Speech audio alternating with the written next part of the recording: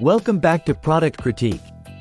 Today, we're diving into one of the best sheetrock saws available in the market, the GreatNeck 74031 double-edged jab saw.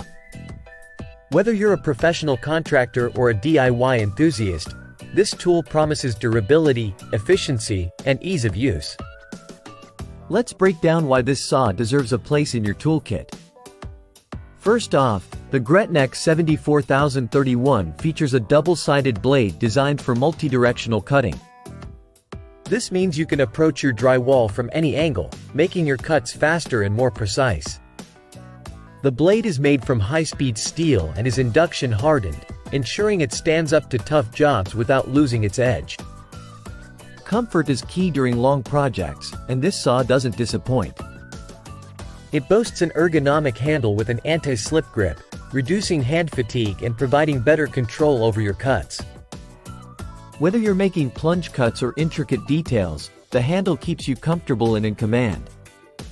Starting your cuts can be tricky, but the GreatNeck 74031 makes it easier with its pointed tip, ideal for plunge cuts.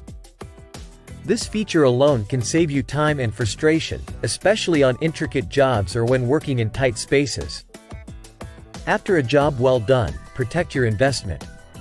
The GreatNeck 74031 comes with a durable sheath to keep the blade sharp and safe when not in use. It's a small detail that ensures your tool will be ready for the next project. Wrapping up, the GreatNeck 74031 double-edged jab saw is a standout in the world of drywall cutting tools. Its durable construction, ergonomic handle, and versatile blade make it a must-have for anyone tackling drywall projects. Whether you're renovating your home or working on commercial jobs, this saw delivers on its promises. That concludes our review of the GreatNeck 74031.